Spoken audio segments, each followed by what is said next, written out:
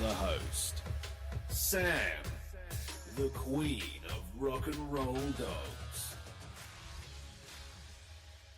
Hello everyone, I'm Sam, the queen of rock and roll dogs and the host of Vegas Rock Dog Radio. On today's show, I'm talking about an ancient horse and why animal lovers in England are celebrating. So stay right there.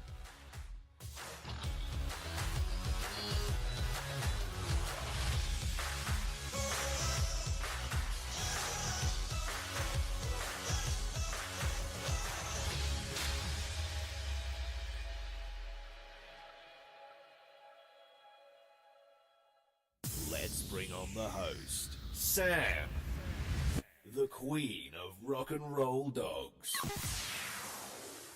Hi everyone, welcome to the show. I'm your host Sam. I'm the queen of rock and roll dogs and this is Vegas Rock Dog Radio.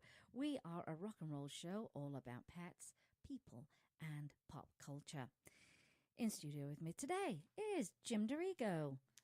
I am indeed. And we also have Mr. Twix, Miss Thornton. They've had a walk, they've had their breakfast, and Miss Galaxy looks down on us from the Rainbow Bridge. If you want to connect with us on social media, this is where you're going to find us. Well, of course, we have our website, and that's vegasrockdogradio.com. And on that website, you can listen to the show live every Saturday, or you can catch up with an archive show straight from the website. But you'll also find us on Periscope, Facebook, Twitter, Pinterest, Tumblr, and Instagram. Our blog is therockandrolldog.com. And if you do miss a live show, you can always catch up on iTunes, iHeartRadio, Spoke by SiriusXM, and we have a new edition, and that is... hello? Oh my God. Spotify. It's Spoto, like Jim Spoto. It's another popular, very popular app for music and podcasts. So very happy to have that addition. Of course, if you have a different kind of podcast app on your phone, you will find it. Just search Vegas Rock Dog Radio. But we always go live every single week. And then we throw up the podcast unedited. Whatever goes out, people. No controlling that sometimes. And there it is for your listening pleasure. We have, at the top of the show, Tip of the Week. What is it this week? This is a great one. Are you having trouble speaking? No. Did you swallow your thoughts? No. Okay. Just pausing. The audience can't see what I see. Just pausing in between. Okay. Do you have trouble getting dog hair off your carpets, off your rugs, off your fabric furniture? Out of the inside of your socks? Yes. I have an easy solution for you. You can go to your dollar store or your local pound shop, as we say in England, down to the pound shop, and pick up one of those window squeegees. We've had arguments about that. We haven't had an argument at all. I like you that. Just made that up. I like that rubber bristle broom. I think that's better. Yes, that is the next level. But if you... Can't you buy those anywhere? Yes, on Amazon. I'm going to post a link for everybody. I'll get to that, though. But the squeegee, the window squeegee, it has the rubber edge on it. That will pull up dog hair. You could not believe it when you did it on that rug last week, could you, Jim? It was better when you did it. Wait, I did it and it hurt my neck. Yeah. Yeah, because I have a neck problem, by the way. I'm not saying the squeegee's going to hurt your neck. Because you clean better than I do. I do. Mm-hmm. But I have a neck problem, and so be very careful with what I do. And so, yeah, that squeegee's a little rough on me, but not rough on Jim, and he can still do it. Yeah, but I don't do it as good, so it's better that you do it. So that rubber, you just pull it across your carpet and your furniture and your rugs and watch that hair come up. You will be amazed. But there is another level you can go to, and it's actually a rubberized broom. And that will pull up hair like crazy. I will post a link for you. It's got rubbery bristles. Worth buying because, even though we have what do we have? What's Squeegee. The vacuum. Dyson. I found that Dyson really heavy for a start off. I think it's easy. Oh, I think it's heavy. You rather dragged around that old canister that you had till the wheels fell off. No, I want one of those. You drove that canister till the wheels fell off. No, I want one of those vacuum cleaners where I look like a spaceman where you have the canister on your back. Oh, do you know how much better that would be? I am serious about looking into that. Guess what we're doing today? What? I'll go get you one of those. Yeah, great. And then we'll have get you a strap-on vacuum cleaner, and then you can go walk around the house like a spaceman. And then we'll have a Roomba as well. Yeah. Have you seen that video on YouTube? No, because your mister would attack the Roomba. Oh gosh, he would. He'd have to not be in the house. Happy about It that. would be a nightmare.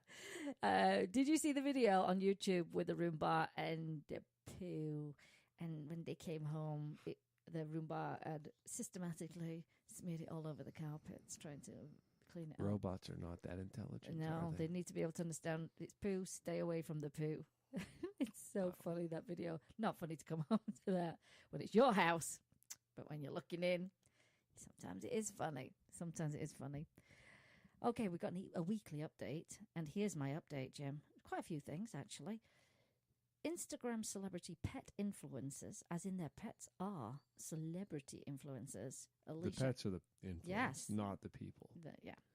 Alicia Halloran and Missy Carmichael. Well, they came into my show back in June, and we've just put the video up of my interview with them. So if you're an Instagrammer and you love animals, then you probably follow Odie's Eyes, Say Goodnight Gracie, and the Fluff Dog crew. They are bona fide Instagram celebrity pets, and their parents are Alicia Halloran and Missy Carmichael. Alicia manages Odie's Eyes and Say Goodnight Gracie, and Missy runs the Fluff Dog crew. Now, Alicia and Missy and I sat down at Worldwide Digital Broadcasting Television Studios, thanks to our lovely friend John Stiles over there. He's the owner of the studios, to talk about being an Instagram influencer, what it's like being parents of famous dogs, and they share some of their tips for Instagram success. I think Fluff Dog Crew are now at over 50,000 followers, and Odie is at 36, and I'm not sure where Gracie is, because and I'm going to check right now. Gracie's on the rise. Because she's on the rise, because it's a new account. It's a new account. And let me see if I can find that. Oh, she's a very popular girl, though. I have to tell you that. Here we go. Say goodnight, Gracie. So she's over 1,000 followers. It won't take long for her to escalate, just as Odie did. And so there you go. So you can watch that by going to our blog, therockandrolldog.com. If you are an Instagram lover, an Insta or a gram lover, as some people say, if you go to my profile, click that one link, you will see the link for that particular interview. You will see the link for phone accessories from the radio show. You will find links to my Amazon influencer page, where every week I add a brand new product that I believe in, that I think you will really like. And it's all in one area, which is fantastic. So I curate these products for you. So you'll find that on our blog.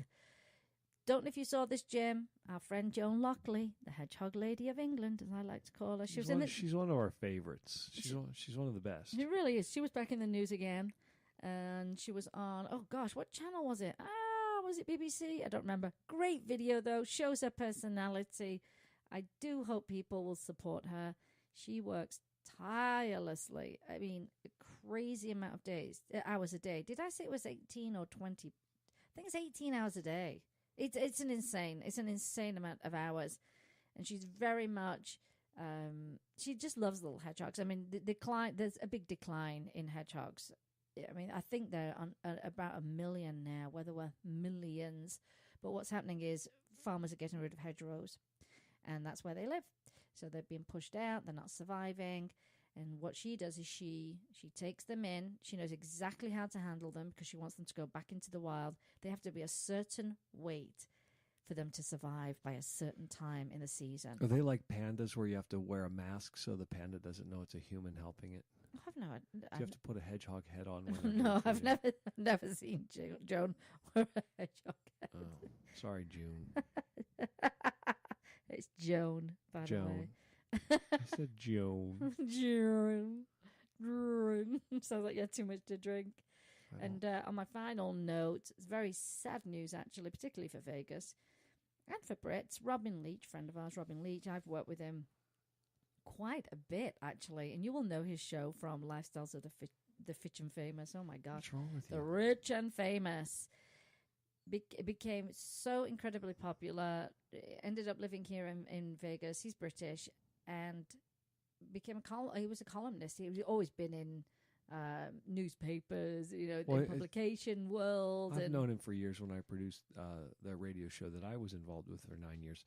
And he was, I don't. Do you call it high school in Britain? No, What do you call it? Secondary school. I don't know. What's high school in Britain? He started a newspaper when he was like Yes, he 14 or did. 15 years Yes, old. he did. He started a school newspaper. When he was a child, he started his school newspaper. Yeah, that was his first foray into journalism. Do you know who Remember else? this Do you story. know who else did that? Was Richard Branson. Your hero. But he managed to get. Wonder if he listens to your show. Oh, I don't know. Why has he not commented Maybe to I you? should tag him. Richard Branson Come on, needs Richard. to know about this show. Come on, Richard. He would support animals. Listen, though. They pretended that school magazine was so much more than it actually was. And I don't think the people they approached knew it was a school magazine. And they had some big names. They had some big names. If you search for Richard Branson's school newspaper, like celebrity interviews, and they were at school, I think it was brilliant. I think it's absolutely brilliant. It's all in how you communicate with people and connect with people. It really is. However, back to what I was saying, Robin Leach passed away. He passed away yesterday, and that's just really sad. Really, really sad. Quite the character, have to tell you, quite the character. And myself and Andy Walmsley worked with him a lot. I think we forgot how much we worked with Robin, Jim. We did. Well, first of all, he always supported every British event that we ever produced, introducing us. We're like, well, the celebrities introducing us, but always supported what we did with all our British events, and they were big events. Then we went into the Showbiz Roast arena, and he featured in every single one of them, and he actually came. We did a whole big drag one with Frank Marino, and everybody that's come in drag, and even Jimmy was in the orchestra. He was Britney Spears, and Robin came as Julia Childs, which I have in the wig. I still have the wig. And then he did Ent Speaks, which was a little bit like a TED Talks type thing, but it was about entertainers speaking very frankly and honestly in Vegas. Not their shiny, shiny version of what they want people to know, but really getting to know them, their lives, how they got where they were. Really interesting.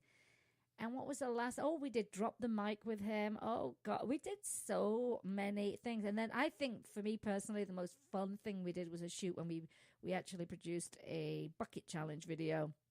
And we did it all centered around James Bond. And he was a world leader. We had him on this big giant red chair that spun around in the Ruvo Brain Institute, which he supported them in a way that I cannot believe. Incredible institution here in town for all kind of brain disorders and diseases. And he always supported that. So we actually got to film in there, and we had him as this, this world villain. And he spins around in this red chair, and he's got a little toy kitty cat. It was just hilarious, and it was so much fun. We did a lot of drone shots when drones were starting to get popular.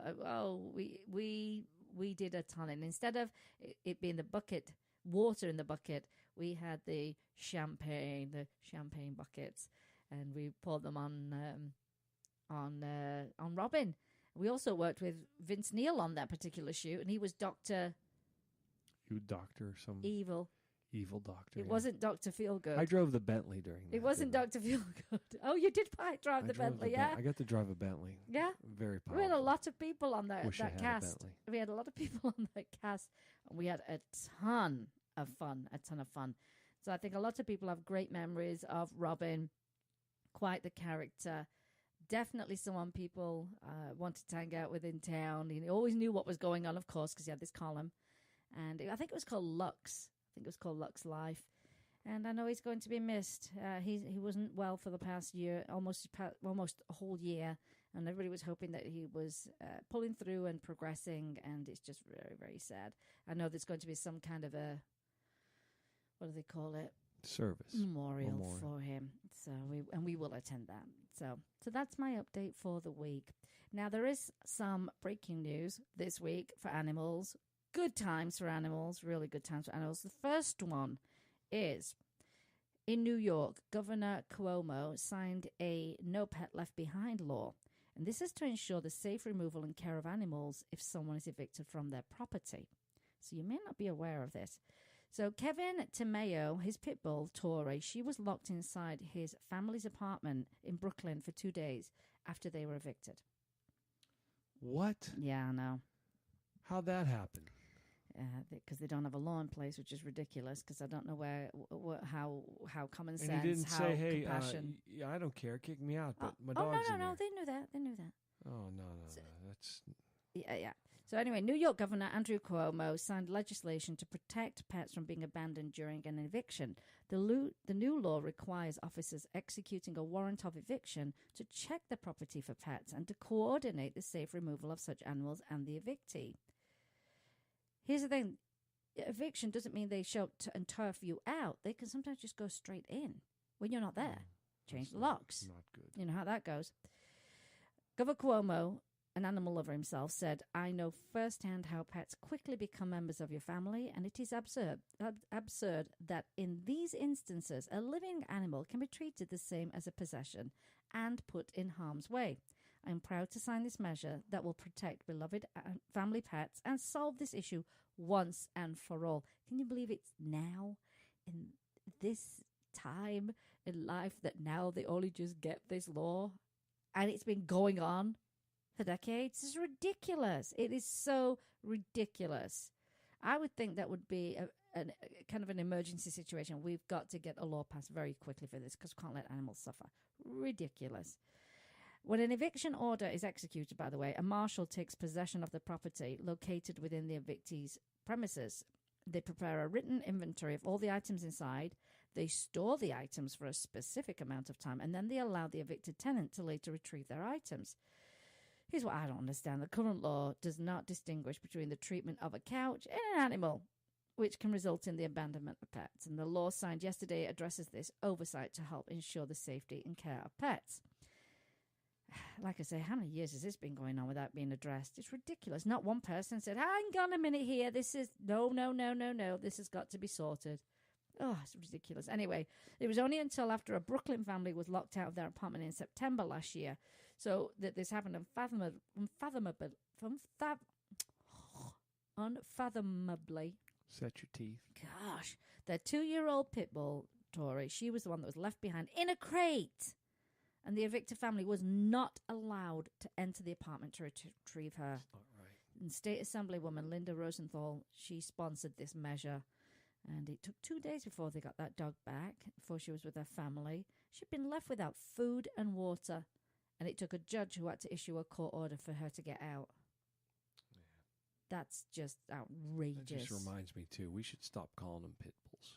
We should just call them bullies. Well, yeah, we call them staffies in England, bully breeds, pibbles. Pibbles is one, Pibbles, pibbles. And it's, you know what it is? It's just a way to escape that, it's a pit bull Pit reaction. doesn't need to be part of it anymore. Well, you know what? Well, you know why they were called pit bulls. Well, for the fighting? In pits, yeah, with bulls. That's not right. That's where it came from. And that could be many different breeds of dogs that did that. But it's kind of stuck with that, what they call the square head, blocky, blocky. It's just not even an official breed. So. No, it's not. But that's the history of it. I think we have a pit in Sheffield. An old ancient one. But I think there's one in Sheffield somewhere. Where's that come from? Like the Romans? Probably, I would think. I would think that would probably where it originated. By the way, where I come from is Sheffield in the UK, but we broadcast right here from Sin City. Sometimes people get confused. They go, British accent, Vegas, that makes no sense to me. There's a lot of you people There's here. a lot of us here. Anyway, so this No Pet Left Behind law recognizes that pets should not be treated like property when their family is evicted, and it will ensure that plans are made for their care. And that was stated by Assembly Member Rosenthal, who called the passage of the legislation common sense. I call it that too, prior to it becoming a law. Anyway, cats are not like couches and dogs are not like dining tables, and no family should go through what Tori and her family did when they were evicted. So that's very good news coming out of New York.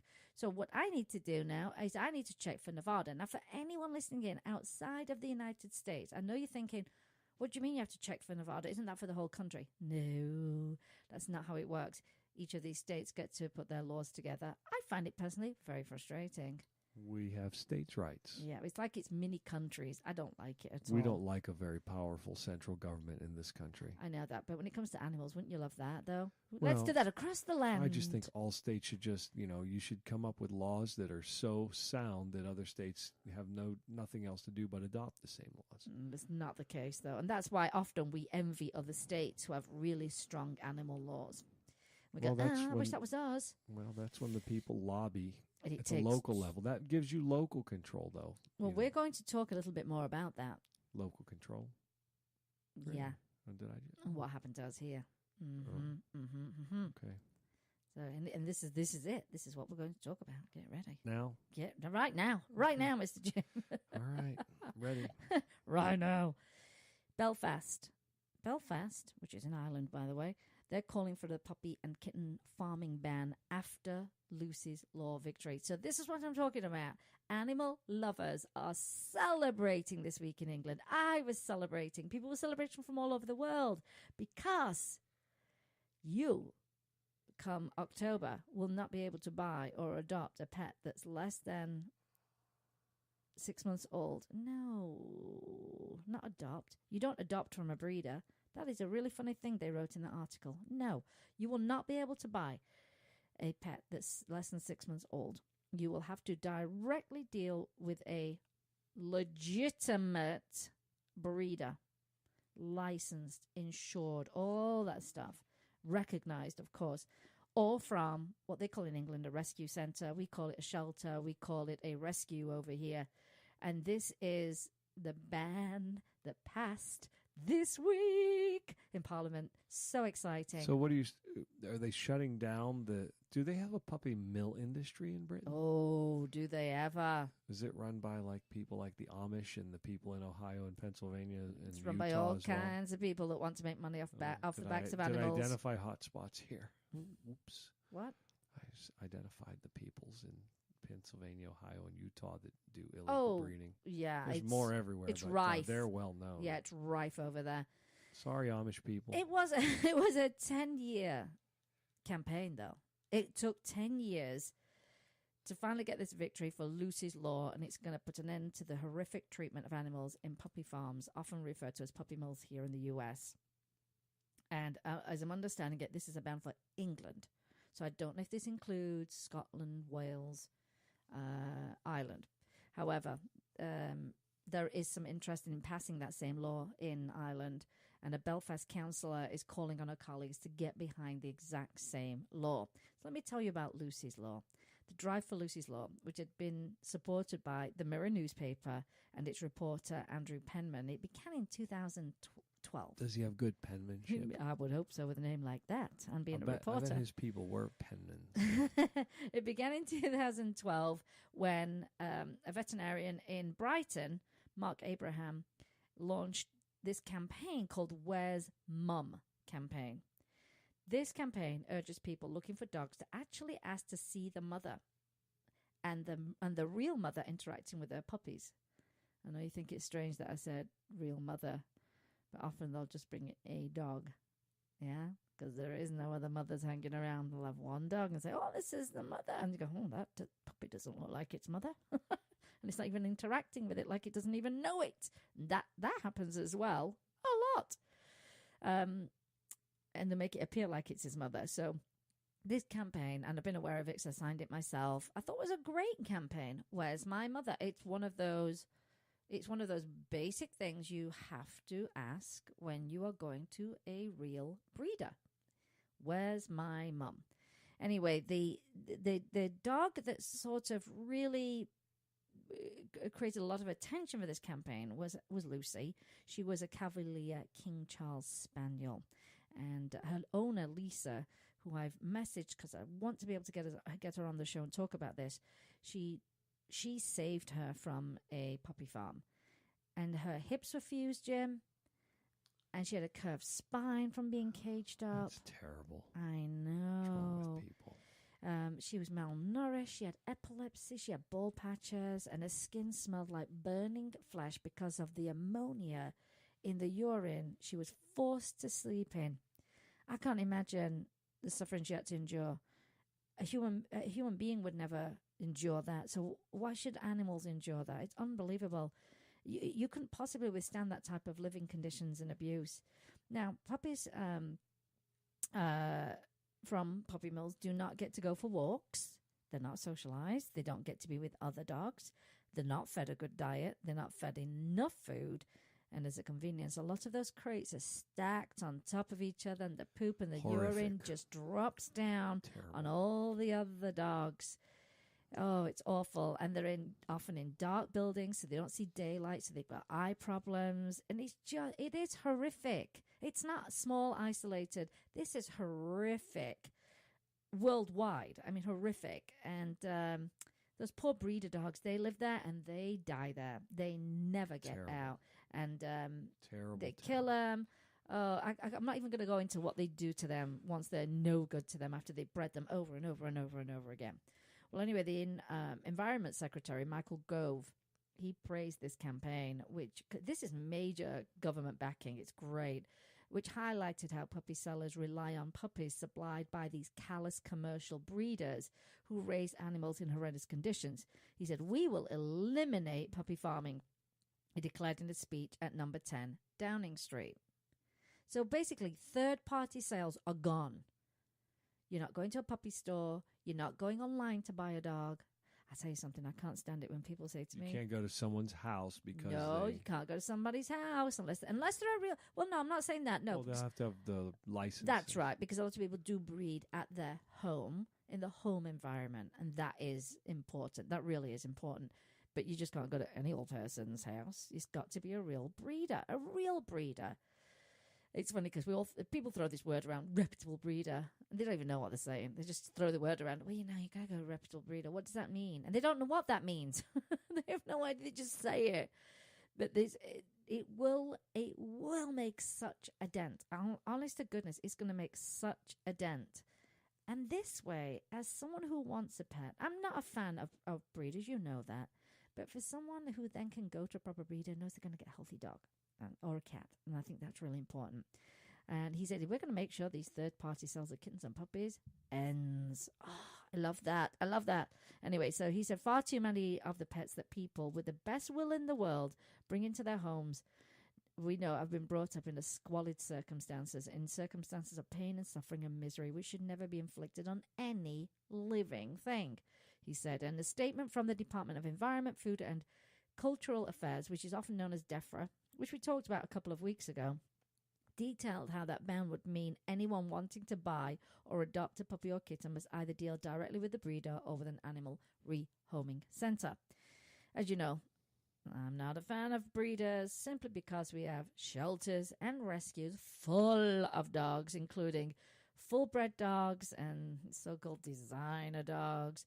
Puppy dogs. However, here's the thing. We can't stop people from liking certain breeds and going to breeders.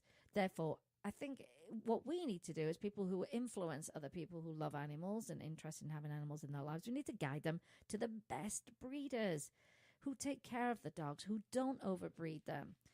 I think that's just a really important thing. And so I do feel that this is going to make a massive difference. I think it's going to make a massive, massive difference. And there were many celebrities who got behind this animal welfare. Ricky Gervais, for one. Peter Egan, who I tweet with once in a while. Roger May, probably. Brian May. Brian. Even him. Roger and Brian. Roger and Brian. I got the names mixed up. That's not good for a musician to do that. Eamon Holmes from The Morning Show, he was part of it and praised the MPs. And he said, I'm delighted it's got cross-party support. This is what politics should be about, fighting for the greater good. And he's so right, is that Eamon, I tell you. Anyway, Queen legend, Brian May, not Roger May. Roger's the bass player. Roger is the badger guy. Not Roger, Brian. You've got me all confused now. Brian May, brilliant. Now, you know we talked about our friend Joan earlier, the hedgehog lady. She's friends with Brian May. They both won like one of the top awards you can for animal welfare in the country. Oh, yeah, she hangs out with Brian May. He said, this is wonderful. All credit to Michael Gove for listening to the public and to Mark Abraham, who has campaigned for this fearlessly. Anyway, Mark Abraham is this vet in Brighton, and he founded that campaign for Lucy's Law, which they named after little Lucy. He said, I'm delighted with the news that Lucy's Law is finally going to happen. And I bet I still can't believe it, and I bet they still can't believe it. Now, Lucy's Law is a tribute to Lucy and all the victims of the third-party puppy trade, and I thank all my fellow campaigners, supporters, parliamentarians, celebrities and ethical animal welfare organisations for their help in protecting the future health and happiness of this country's dogs and cats. Is that not doesn't that feel amazing to hear that? Good news. Really is. And so for years, irresponsible breeders in the UK and abroad, I'm going to say we call them puppy farmers back home, have always used the third-party breeders to keep themselves well hidden from the buying public. Because if the buying public saw where they came from, they would never put their money into that industry ever in a million years. And so by banning third-party sellers, Lucy's Law will ensure all breeders are accountable, making it the first major step in tackling puppy farm cruelty. There's more to come, my friends. And as we say, Belfast Green Party Georgina Milne, she welcomed that news. And I say Belfast, Ireland. And she's called on her colleagues and the Belfast City Council to adopt a very similar measure. Now, the Ormiston councillor said Lucy's Law is the successful culmination of long-standing animal rights campaign will go a long way to restrict puppy farming. Puppy farming is a cruel way of breeding puppies, which are then sold to unsuspecting owners, often in shops and online. Now, many puppy farms are associated with these horrendous acts against vulnerable animals, keeping pregnant dogs and puppies in filthy conditions, lack of food and water, denying the animals health care, and taking young pups from their mothers before they are ready. Terrible. Oh, yeah. Some puppies are imported illegally from abroad, and that's a harrowing journey that leaves many young animals dead or badly injured. Now, anyone wishing to buy a puppy or kitten should deal directly with a breeder, not a shop, not a third-party seller, many of which are unscrupulous and have little regard for health and well-being of their animals. And we know this. I see them all the time, these dogs coming in. I see it all the time, and the heartache from people who end up with a very, very ill pet that then dies on them, or they have to sink thousands of dollars into them, or they abandon them in shelters and rescues. So if buying a puppy, always ask to see the puppy with their mother and be certain that the animal comes from a legitimate home. Buying speculatively from the internet or from shops may be feeding into the puppy farming industry. Let me tell you something. I still to this day will not buy a pair of shoes online because I'm not sure if it's going to fit or the quality. Why would you buy an animal online? That is crazy. It's crazy to me. Oh my gosh. Anyway, she also mentioned, I will be raising this with the Belfast City Council to ensure that it is important and this law is adopted as council policy. I think one point to discuss is the fact that breeding causes so many health problems. And when we look at brachycephalic dogs, basically dinosaur dogs with very short snouts. Oh, yeah. Where because of this overbreeding, there's not enough space for even the tongue to fit into the mouth. Breathing is an issue. Exercise is an issue because they overheat.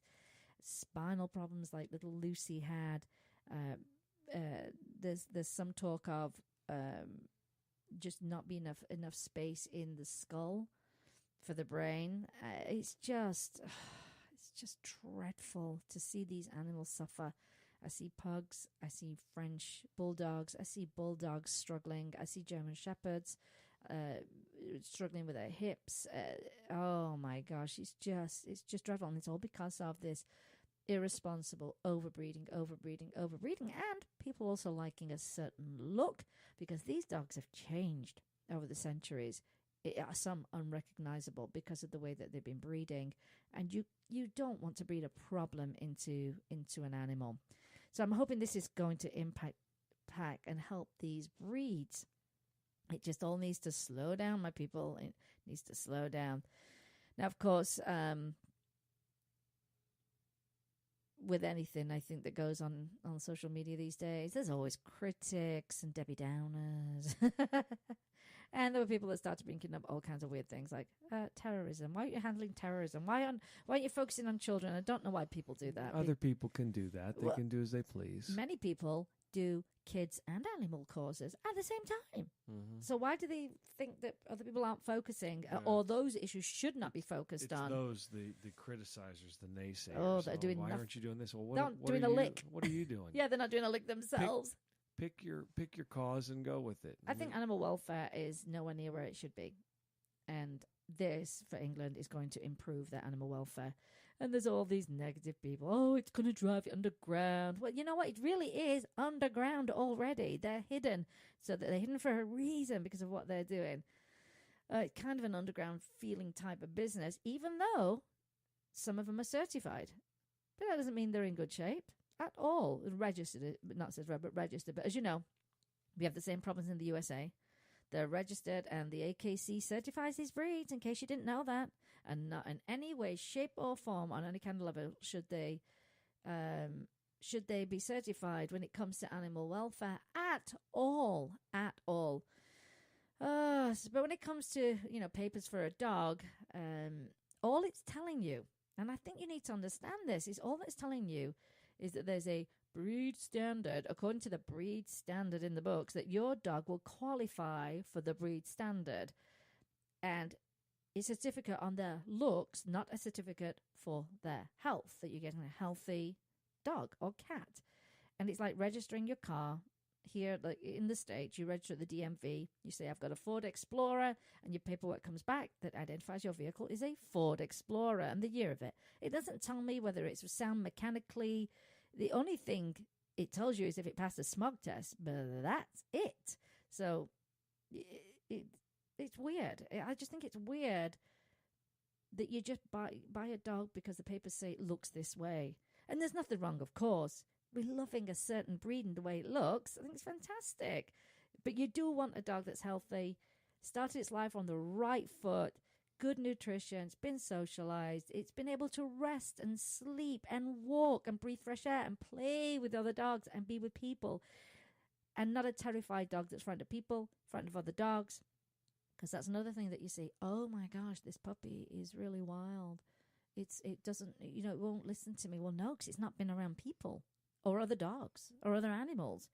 So it's terrible. With zero interaction, you're going to have problems starting off. And I have to say, I was jealous. I was a bit jealous, Jim.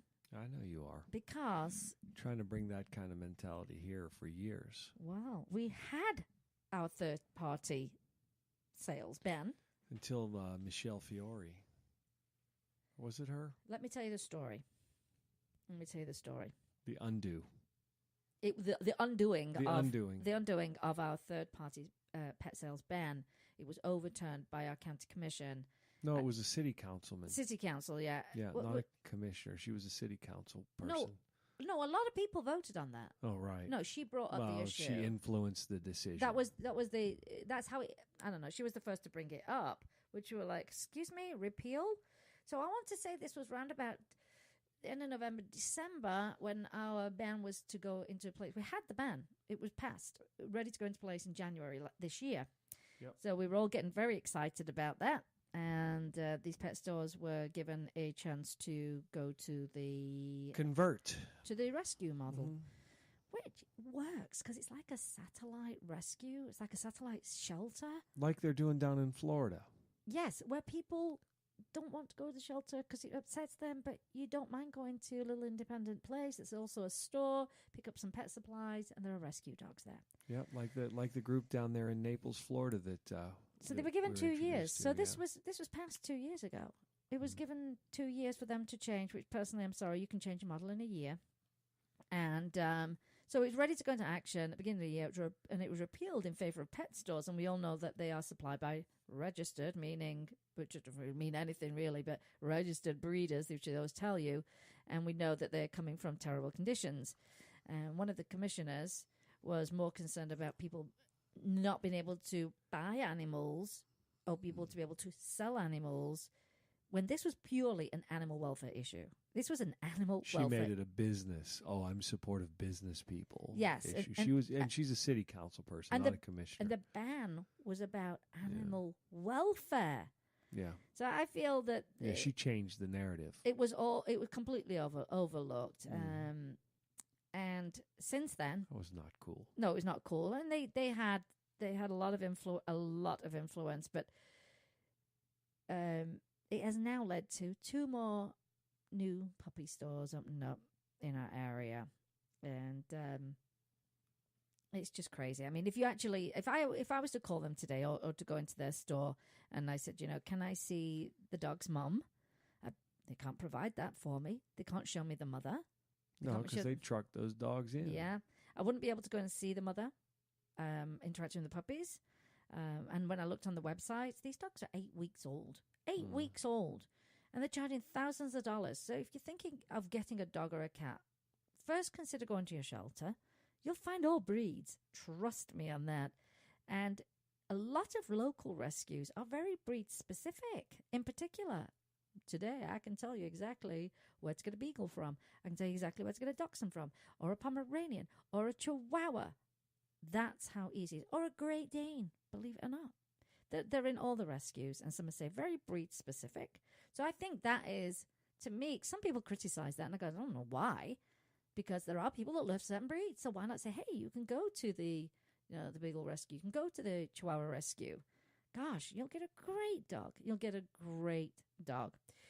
But if you are going to go down the path of a breeder, first check with your state if there's a legitimate registered breeder.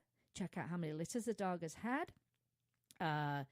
Actually check whether you can actually go and see the dog and the mother. Ask how old they are once they wean them from the dogs, when they're going to be first available. That's important for their health as well.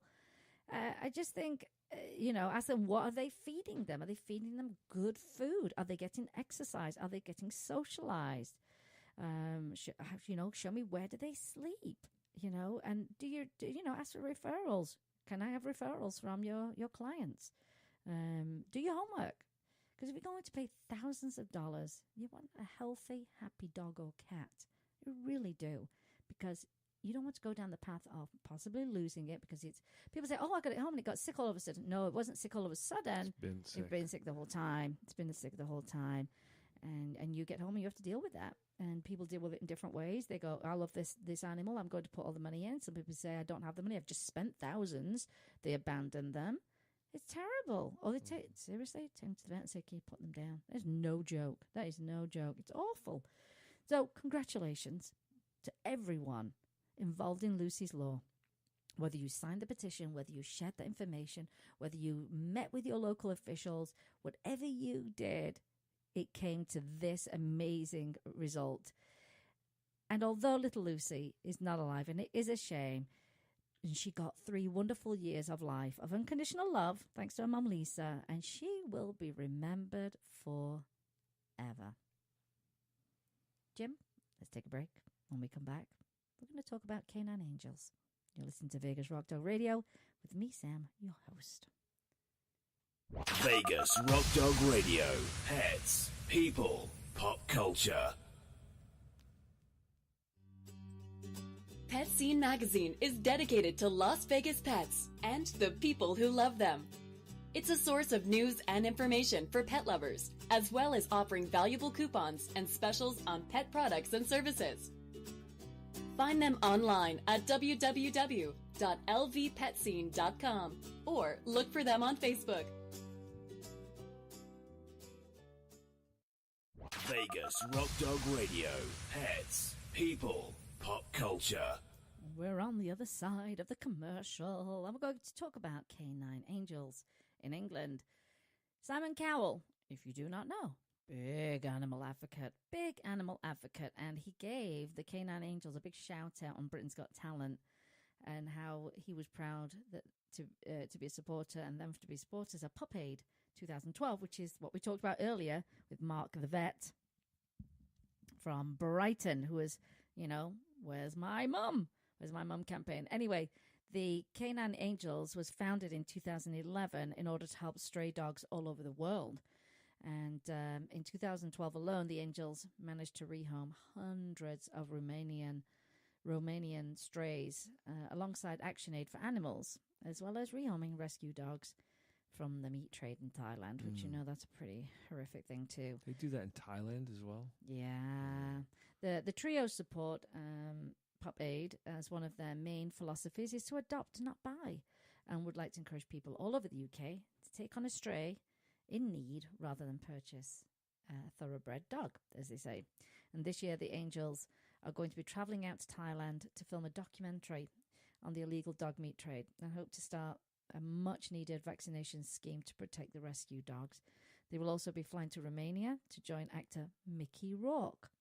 Really? Yeah, interesting story about Mickey Rourke in his vision of a new dog sanctuary in Bucharest. The Angels will be helping to rehome Mickey's strays back to the UK when the sanctuary opens. Their Facebook page is just K9 Angels. Mickey Rourke, big animal lover. Didn't know that. Remember when he just went through a really rough time in his life, really rough time. He said if it wasn't for his little chihuahua, now I want to say that chihuahua was quite old. He says, that dog got me through that time. It kept me alive. Do you want to search to see the name of his dog that passed away, Jim? And how old? I want to say it was quite an old dog. Been with him a long, long time. A long time. And I often say this. These animals are with you through thick and thin. They're with people when they're single. They're with their people once they get married. They're with their people once they have babies. Sometimes they're with them through a divorce. And I think that constant love, that one thing that's normal to you, no matter what you're going through. And that's why I think the least you can do for your pets is absolutely everything. Do everything you can for them because they give you way more than you think you could ever do for them, in all honesty. Did you find that information, Jim? I'm looking it up right now. I don't have my device here, so I'm looking it up on my phone. It's a little slow. Oh, I'll be there in a second. You can continue talking. Oh, thank you. That's so kind of you. I'm trying to find my other topic. But yeah, it's, gosh, there's so many great organizations all over the world, all collectively doing things for animal welfare, but in so many different ways. Whether it's a product that you make yourself and you sell and a portion goes back to, I don't know, say an elephant sanctuary, or whether it's, in fact, Thomas Cook. They did, because I messaged them. I messaged Thomas Cook on Facebook, and I thought, I wonder how long it's going to take them to get back to me. I'm sure they're inundated. And it was about them banning those attractions, Jim. Like I say, elephant rides and that kind of thing. But I think it was specific to whales and dolphins, I think. Thomas Cook. Let's have a look. And what they did, his dog was named Bojack. And how old was he when he passed away? This is the update actually on Thomas Cook. Thomas Cook can't find that part, but he adopted one of the Romanian dogs. Oh, did they? Oh, you never know who's a big animal lover. Some people just do things very quietly. Foxy. Oh, yeah. Well, Thomas Cook is an airlines, by the way, and they're a big holiday giant, as we like to call them. But they announced they're going to come here to Vegas. Yeah, no, they do. They announced that they were going to stop selling trips to animal parks that keep killer whales. And the firm said more than 90% of its customers were concerned about animal welfare. And the two parks it will stop selling tickets to as a result are SeaWorld in Florida and Loro Park in Tenerife. And what I messaged them about was, do you have a complete list? There'll be more than two, but they couldn't answer that for me. But that is a result and a half, isn't it? But 90% of people that were surveyed said, no, we kind of don't like that. It's not cool. Animal welfare is important to us. I think that really needs to, be fixed. And that's what they did. But they did their homework. I'm trying to find where they said they took this decision very seriously. That was the chief executive, Peter Fankhauser. There you go. And this is just this brand new policy. He said it was important that They actively engaged with a range of animal welfare specialists in the last 18 months, and they took into account the scientific evidence that they provided. Makes me happy. Makes me really, really happy to hear that. Really, really happy. Let's talk about this. I don't think I want to go into it's not too much detail. And I think we'll close the show out with this little piece of information. And I got this from the National Center of Biotechnology Information. What do you think about that, Jim? Where's that place located? I don't know where it's located. What the heck? Here we go. This is something they had on the website. Although the European Pet Food Industry Federation stated that labels must be accurate and provide detailed information on the ingredients, mislabeling of pet food has been documented by several authors. This phenomenon is of particular concern when related to products used as elimination diets for the diagnosis of adverse food reactions in dogs and cats, because the presence of undeclared ingredients may negatively interfere with the trial and prevent the veterinarian from making an appropriate diagnosis. They're talking about limited ingredient pet food, by the way. The aim of this study was to shed light upon the problem of contamination and mislabeling in both dry and wet novel protein diets. When they say novel, it means out of the normal chicken, turkey, beef. You know, it could be other proteins from that. Well, we went over that in the last show, didn't we? Yeah, we did. The aim of wet novel protein diets and hydrolyzed protein diets using a microarray-based commercial kit which tests for the presence of 19 animal species. Yeah. Of the 40 analyzed products, 9 dry, 22 wet, 6 dry HPDs, and 3 wet HPDs, 10 presented a content that correctly matched the label, while 5 did not contain the declared animal species. 23 revealed the presence of undeclared animal species, and 2 had a vague label that did not allow the evaluation of its accuracy. It's not good, is it? The most frequently contaminated identified in both dry and wet pet foods were pork, chicken, and turkey. The presence of undeclared animal species was higher in dry than wet pet foods. Furthermore, a lower number of contaminated animal species was identified in HPDs and NPDs, 4 versus 10, and a lower number of contaminated HPDs, 6 out of 9. Then contaminated NPDs was detected, so 24 out of 31.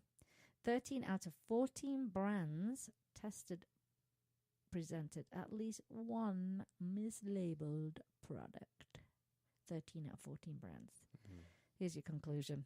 Mislabeling seems to be a widespread issue in pet foods used as elimination diets. Contamination can occur in all types of products used for the purpose, although dry NPDs are the main issue. Due to the high risk of contamination, particular attention should be given to both the selection of raw material suppliers and the production process. It's an ongoing thing.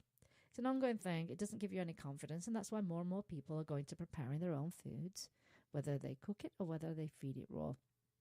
They want to know what is going in their pet's system. And when you can't look at the label, I've looked at quite a few recently, I'll be honest with you, when I go, where are the actual ingredients? Sometimes there's just percentages on them. And I'll go, I just don't want the word protein. I want to know what that protein is. Mm-hmm. It's a big concern. And then the pet food companies bash people that make their own food in whichever way they choose to feed it to their pets. But if you don't have the confidence, you're not going to buy their products. So why don't they just get it together? That's why. They know why. We don't know why. I've really stopped being interested in one of the largest pet expositions in the world going anymore because of that kind of thing. You know, it's just. Well, I think any pet expo. I'm tired of salesmanship. I want to Yes, know. I will. I'm tired of salesmanship when it comes to health. That's why I love these small independent pet food companies and treat companies. I love them. You meet them like real people. They're the ones that are passionate about their product. There's a reason why they started that product. And then I must admit, the big companies with their polo shirts or their popped collars and their little name, but I Can't take The it. 2-story display booths. And just the business of it. There's such a disconnect. I'm not really interested. I walk by and I go, not interested in doing your clipboard with your price sheet on it. I'm really not.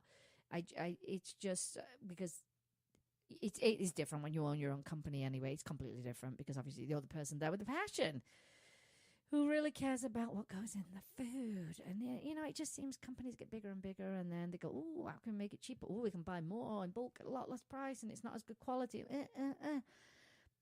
There's, you know what, the industry is going to have to get with it. They're going to either have to improve their foods, their labeling, their sourcing, their transparency, and make it a good food, or just be prepared for people to leave and do their own thing. I mean, there is a concern with that too. You really do need to know what you're doing. There are tons of amazing resources out there. If you actually go to my Facebook page, for example, you're going to find those resources on there. The great books, great people. Oh, my Amazon affiliate, Amazon influencer page has a book on there that's great for raw feeding. There are so many great people you can follow. Keep your tail wagging. And, Dog we keep Dad. reminding people it doesn't cost that much more. It really doesn't. Some we don't cases spend it costs less. Yeah, we don't spend more. And our dogs are really healthy. They really like the food. I mean, they really like their raw food. They truly do. And you see a difference. You see ear infections clear up, skin problems disappear, all those kind of things. Clear eyes. I mean, it's just great to see that. Good coats.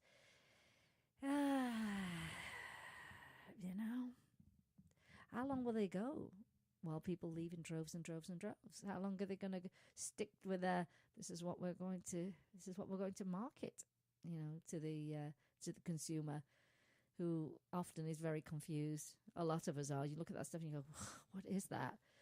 Yep. But I do think it's important if you are going to feed your pet yourself, you look into it, lots of resources, make it a project before you actually just go, well, I'll just go buy a bunch of stuff, and stop with the chicken and rice, by the way, everybody. Just stop with the chicken and rice. Now, I know some people do that because that's their first kind of foray into feeding their own pets, and they go, well, I've heard chicken and rice is good. So I understand why people do that. And you're on the right path, as in real food, definitely. But find the information, find the recipes. You need to rotate those proteins in and out. Get your recipes down, prepare in bulk, free stuff. Oh, it's so convenient. Now, Jim and I, what we used to do, we used to prepare their raw food into like little burgers. But to be honest, it was a real pain. That took a lot more time. So what I've decided to do is I just put the bulk product into a ton of containers and I freeze it and I pull it out. And then I actually weigh. I stick their bowls on the little scale and I weigh out what they need, spoon it out, and we're good to go. And it saves time. It really saves time.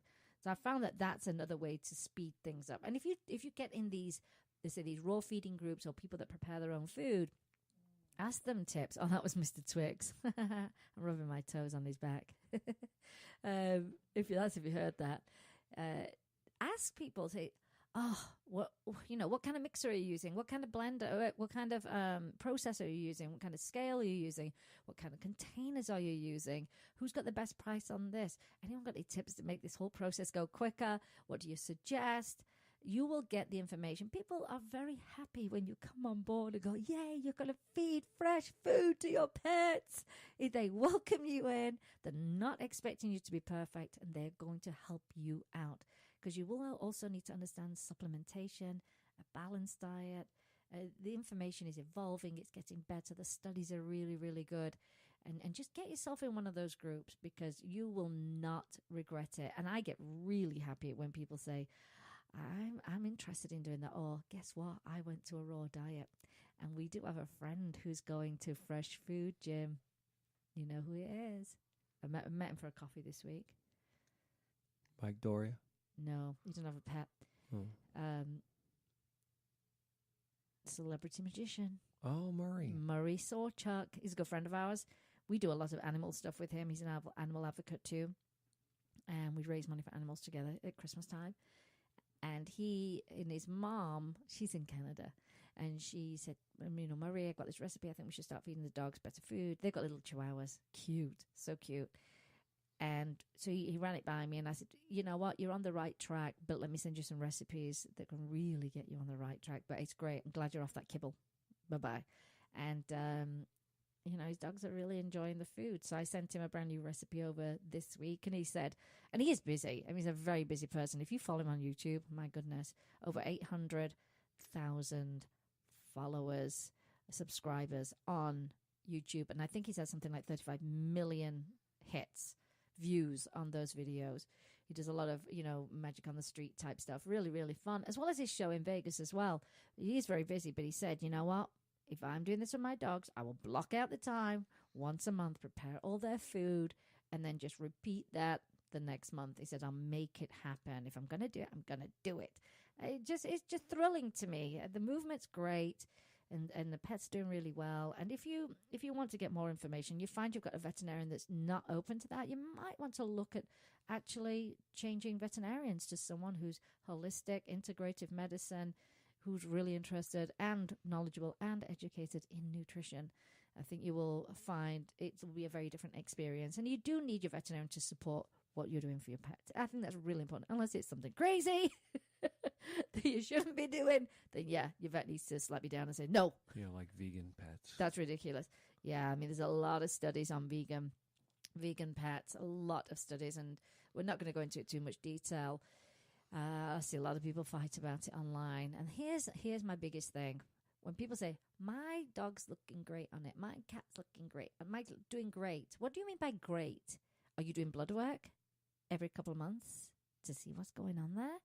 Because that's really the real test of it. You can look at a pet and go, you can tell, oh, they look like they're withering away. I mean, cats, as you know, absolutely need protein. Without a doubt, they must have protein. But are you actively going to your veterinarian for regular checkups, blood work, that kind of stuff, baseline work? Got to start somewhere. Did you get the blood work done first before you change them? It's really important, and that will tell you the direction that you're going in. But as a rule, you'll not get that many vets to say go vegan. They really, really shouldn't. And here's what's important. When you say it's not normal for people to eat certain animals, it is not normal to then change an animal's diet from what is, biologically correct, ancestral, what they have always eaten. It's not right to change that either. I think that's really, really important. Anyway, that's enough of that little topic because we are at the end of the show. Managed to cram a lot in there. Lots of good news for animals around the world.